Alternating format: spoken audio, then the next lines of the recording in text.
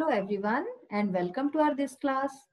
मी मानसी आज तुम्हाला the man who never lied ही कहाणी आहे ही आज ऐकवणार आहे. खूप छान कहाणी आहे आणि खूप शिक्षाप्रद कहाणी आहे. ही तुम्ही ऐका आणि खूप छान तुम्हाला वाटेल. तर चला आपण वाचूया तुमची कहाणी the man who never lied. The man who never lied ह्याचा अर्थ झाला की माणूस ज्यांनी कधीच खोटं नाही बोललं. लाय म्हणजे खोटं, नेव्हर म्हणजे कधीच नाही. The man who never lied असा माणूस ज्यांनी कधीच खोटं बोललं नाही. ही कहाणी बेसिकली आफ्रिकाची एक कहाणी आहे. आफ्रिकाची दंतकथा फोक टेल वरती आधारित एक कहाणी आहे जी की खूप छान आहे. तर चला वाचू आपण अशी कहाणी. कोण तो माणूस होता ज्यांनी कधीच खोटं बोललं नाही. The one special thing about Mohammed was that he never told a lie. महम्मदच्या बाबतीत, महम्मद हे नाव आहे त्याचं माणसाचं, महम्मदच्या बाबतीत एक स्पेशल थिंग, एक जी विशेष वस्तू होती ती ही होती की त्यांनी कधीच खोटं बोललं नाही आपल्या जीवनात. It's not very easy to do that. असं करणं बिलकुल पण सरळ नसतं. But Mohammed was a wise man. पण महम्मद जो होता तो एक वाईज माणूस होता, म्हणजे तो एक शहाणा माणूस होता. He kept his eyes open to what was going on around him. तो नेहमीच आपले डोळे उघडे ठेवत होता त्याच्या चारीकडे जे पण काही चालत होतं त्याच्याकरता. And chose his words carefully. आणि अशाच प्रकारे आपले जे शब्द होते, जो बोलत होता ते फार केअरफुली, फार सावधानीपूर्वक तो शब्दांचा निवड करत होता. तर अशा प्रकारे दोन गोष्टी होत्या. एक तर तो नेहमी आपले डोळे कान उघडे ठेवत होता आणि जे आहे आपले जे शब्द, बोलायचे शब्द होते त्यांना फार सावधानीपूर्वक तो बोलत होता. He became famous as the man who never lied. तर अशा प्रकारे तो जे आहे तो खूप फेमस झाला, प्रसिद्ध झाला असा माणसाकरता की जो अशा माणूस आहे जो कधीच खोटं बोलत नाही. Even people who lived 20 days away knew about him. Even जे आहे, जे लोक त्याच्याशी 20 days अवे, म्हणजे काय झालं की 20 दिवस चालून जावं लागत होतं ज्यांना त्याच्या गावी यायला. असं म्हणजे 20 दिवस चालत होते त्यांना त्याच्या गावी यायला. तर अशा लोकांनाही त्याच्या बाबतीत माहिती होतं. म्हणजे इतक्या दूर दूर पर्यंत त्याची माहिती पसरली होती की असा एक माणूस आहे जो कधीच खोटं बोलत नाही. When people told the king about Muhammad, the king was not ready to believe it. जेव्हा लोकांनी राजाला, तिथला जो राजा होता तिला महम्मदच्या बाबतीत सांगितलं तर तो राजा सहजासहजी या गोष्टीला मानायला तयार नव्हता. त्याला या गोष्टीचा विश्वास नव्हता बसला की असंही कधी होऊ शकतं. Bring this man to me, he said. तर तो म्हणाला की या माणसाला माझ्याजवळ घेऊन या. So Mohammed was brought before the king. तर महम्मदला जे आहे राजासमोर आणलं गेलं. Mohammed, is it true that you never tell a lie. तर तो राजा विचारतो महम्मदला की महम्मद, काय हे खरंय की तू कधीच खोटं बोलत नाही. Yes your majesty. तर तो म्हणतो हो. म्हणजे युअर मॅजेस्टी कोणाला म्हणतात? राजे महाराजे जे असतात ना त्यांना इंग्लिश मध्ये युअर मॅजेस्टी म्हणतात. जसं उर्दू मध्ये काय जहापना म्हणतात ना, तर अशाच प्रकारे इंग्लिश मध्ये युअर मॅजेस्टी. ठीक आहे ना. तर हो राजे, मी कधीच खोटं बोलत नाही अशा प्रकारे तो म्हणतो. And you will not tail a lie in future. आणि तो विचारतो की काय तू फ्युचर मध्ये, म्हणजे पुढे जे आहे पुढे पण कधीच खोटं बोलणार नाही, आतापर्यंत नाही बोलला तर. तर तो काय म्हणेल? तो नाहीच म्हणेल. बघा, हा राजा आहे आणि हा महम्मद आहे आणि हे बाकीचे लोक आहेत. मी तुम्हाला सांगितलं ना की आफ्रिकाची कहाणी आहे, तर आफ्रिकाची दंतकथा आहे म्हणून हे अशा प्रकारे तुम्हाला वेशभूषा यांची दिसते आहे. आता बघा, तर त्यांनी राजाने विचारलं की काय हेही खरंय की तू पुढेही कधी खोटं नाही बोलशीलस. तर तो काय म्हणतो? Never your majesty. तो म्हणतो नाही, कधीच नाही.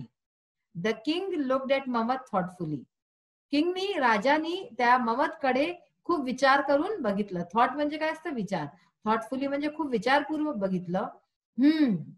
Be careful. आणि तो काय म्हणाला की बी केअरफुल म्हणजे सावधान राहा.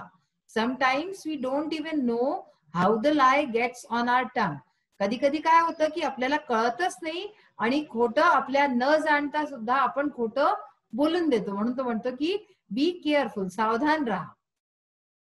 Some days passed. आता काही दिवस बीततात. The king called Mohammed again. जो राजा असतो तो महम्मदला परत बोलवतो. When Mohammed came, the king was just coming out of his palace. जेव्हा महम्मद येतो तेव्हा जो राजा असतो तो आपल्या पॅलेसच्या, आपल्या महलच्या बाहेर येत असतो. There were many people around हिम. तर त्याच्या चारीकडे म्हणजे राजाच्या चारीकडे खूप सारे लोक असतात. ही was going on a Hunt. तर तो कुठे चालला असतो?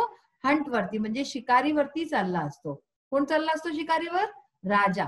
तर राजा महलमधनं बाहेर येतो, त्याच्या चारीकडे खूप सारे लोक असतात आणि राजा त्यावेळेस शिकारीवरती निघायला तयार होतो. He was going on a hunt. The king called Mohammed over to him. तर राजा जो असतो तो मोहम्मदला आपल्या जवळ बोलवतो.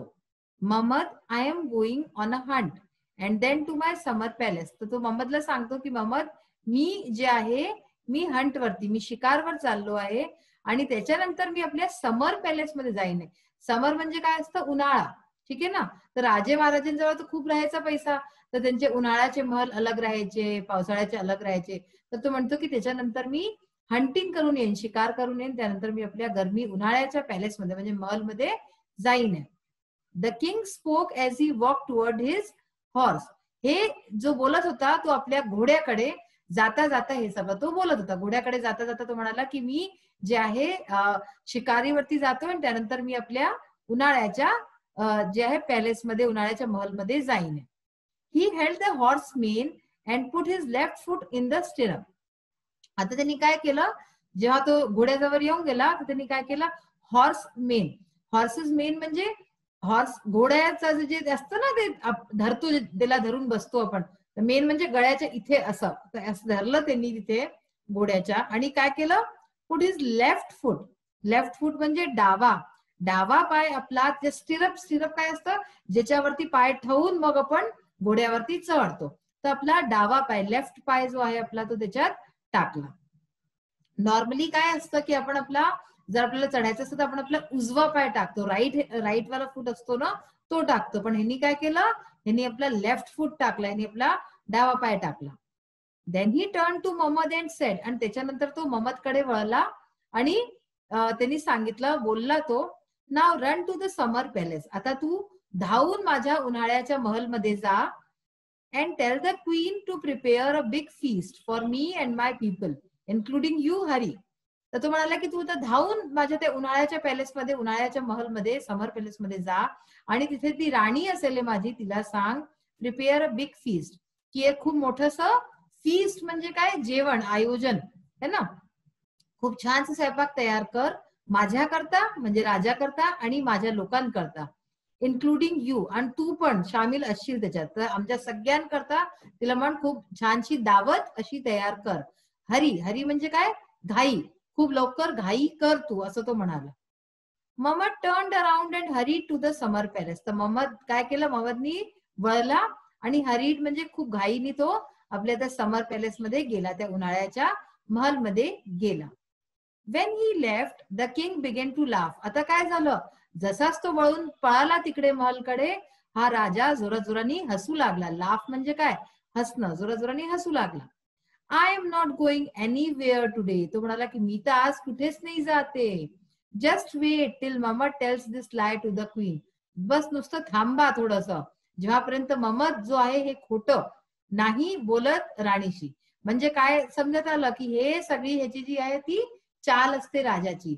नुसतं ह्याच्याकरता की मोहम्मदने आजपर्यंत खोटं नाही बोललंय, तर आपण त्याच्याकडनं खोटं बोलवावून राहू, चाहे त्याला माहित नसतानाच सही. माहित असताना तो खोटं कधी बोलेल नाही, तर त्याला न कळत आपण जे आहे त्याच्याकडनं खोटं बोलवू आणि अशा प्रकारे तो जे बडा बनतो की मी कधीच खोटं बोलत नाही, आपण त्याची ही गोष्ट जी आहे ती गलत साबित करू. तर अशा प्रकारे हे सोचतो. The next day the king went to this summer palace. पुढच्या दिवशी जो पुढचा दिवस असतो त्या दिवशी राजा जो आहे तो आपल्या समर पॅलेसमध्ये म्हणजे त्या उन्हाळ्याच्या महलमध्ये जातो. Did mama tell you to prepare a feast for me yesterday. आणि आपल्या राणीला विचारतो की काय तुला मोहम्मद काल म्हणाला होता की दावत, मेजवानी बनव, काल असं म्हणाला होता येऊन. इट वॉज अ लाय, कारण की ते खोटं होतं. आता पुढे काय होईल, पुढे आपण वाचू की मोहम्मदनी ऍक्च्युली काय म्हटलं आणि काय तो खोटं बोलला, जसं राजाने चाहलं होतं तसं झालं की नाही झालं, की काही उलटच झालं. तर आता आपण हे जे आहे आपल्या नेक्स्ट सेशन मध्ये वाचू. चला आपण आता आपले एक्सरसाइज पार्ट बघूया की ह्याच्यात काय आहे. बघा मी तुम्हाला सांगते एक्सरसाइज मध्ये आज आपण काय करणार आहे. सगळ्यात आधी read the story on page 76 allowed after the teacher. तर तुम्हाला जोराने ही स्टोरी पूर्ण वाचायची आहे. जशी मी वाचते आहे तसं तुम्ही पण ही स्टोरी पूर्ण वाचा. लिसन carefully while the teacher reads the story on page 77 aloud. Read aloud the last word in every sentence together. ह्याच्यात तुम्हाला तेच करायचं आहे, पूर्ण स्टोरी वाचा आणि शेवटले वर्ड जोराने बोला. ठीक आहे. तर आता आपण चला हे करू, ह्याची एक्सरसाइज पार्ट बघूया.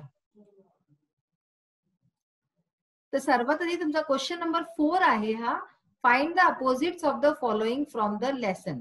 आपल्याला ह्या चॅप्टर मधनं या शब्दांचे अपोजिट्स म्हणजे विलोम शब्द, विरोधाभासी किंवा अँटोनिम्स पण म्हणतो याला, हे शब्द ओळखून लिहायचे आहेत. तर कोणते शब्द आहेत ते बघूया. पहिला शब्द आहे ट्रूथ. ट्रूथ म्हणजे काय? ट्रूथ म्हणजे जे आपण खरं बोलतो, ठीक आहे ना, जे की खरं आहे. आणि लाय म्हणजे खोटं. तर खरं खोटं, ट्रूथ लाय. नेक्स्ट वर्ड आहे फुलिश आणि त्याचं आहे वाईज. त्याचा अपोजिट होईल वाईज. फुलिश म्हणजे मूर्ख आणि वाईज म्हणजे जो शहाणा असतो. Always never. ऑलवेज म्हणजे जे नेहमी होतं आणि नेव्हर म्हणजे कधीच नाही. ठीक आहे ना.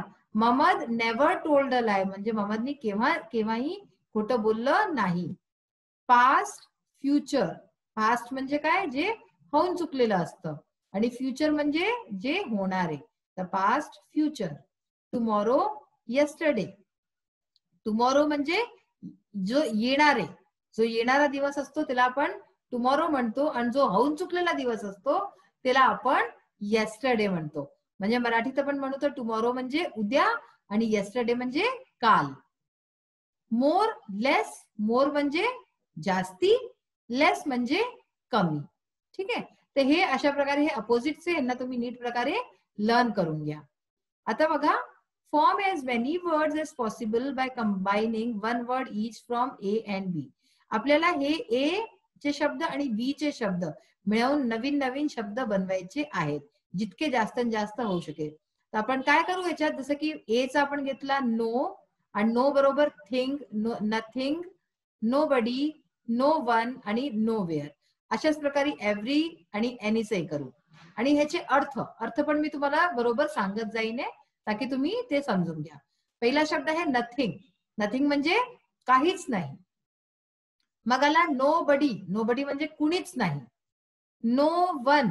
आता इथे वन आलं. नो वन म्हणजे कोणी पण नाही, पण इथे एकही नाही. नो वन म्हणजे एकही नाही. मग आला नो वेअर. नो वेअर म्हणजे कुठेही नाही. नो वेअर म्हणजे कुठेही नाही. मग आला एव्हरी. एव्हरी बरोबर एव्हरीथिंग म्हणजे सर्व काही, सगळीच गोष्ट, सर्व काही. एव्हरीबडी म्हणजे हर कुणी. Every one. एव्हरी वन म्हणजे प्रत्येक. ठीक आहे ना. हे समजताय तुम्ही. एव्हरी बडी आणि एव्हरी वन मध्ये हा फरक आहे. एव्हरीबडी म्हणजे हर कुणी, जे कोणी आहे, आणि एव्हरी वन म्हणजे प्रत्येक, एक माणूस होऊ शकतो त्याच्यात. एव्हरीवेअर म्हणजे हर जागी, प्रत्येक जागी. ठीक आहे. मग आला एनी. एनी हा शब्द आला. एनीथिंग म्हणजे काही पण. एनीबडी म्हणजे कुणी पण. एनी वन म्हणजे कुणी एक. ठीक आहे. एनी वन म्हणजे कुणी एक. आणि एनीवेअर म्हणजे कुठेही. ठीक आहे. आता हे वेअर जिथे जिथे लागले तिथे तुम्ही पहा. नो वेअर म्हणजे कुठेही नाही. एव्हरीवेअर म्हणजे हर ठिकाणी, हर जागी. आणि एनीवेअर म्हणजे कुठेही. तर हे अशा प्रकारे हे सगळे शब्द आपण नवीन नवीन बनवले, दोन दोन हे ए आणि बी चे जोडून. ठीक आहे. आता बघा, आज तुम्ही खूप नवीन शब्द शिकले, यांचा अर्थही समजा नीट प्रकारे. आज आपण ममतची कहाणी वाचतोय. ममतची कहाणी की तो कधीच खोटं बोलत नाही आणि राजा कसं त्याला फसवाय करता, त्याला आपल्या ट्रॅप मध्ये, जालमध्ये फसवतो आणि त्याच्याशी खोटं बोलवायचा प्रयत्न करतो. पण काय तो ऍक्च्युली खोटं कधी बोलला, राणीशी काय बोलला, हे आपण आपल्या नेक्स्ट सेशन मध्ये पाहूया. आजचा हा सेशन इथेच समाप्त होतो. नेक्स्ट सेशन मध्ये परत आपण भेटूया. Till then bye. Have a nice day. Thank you.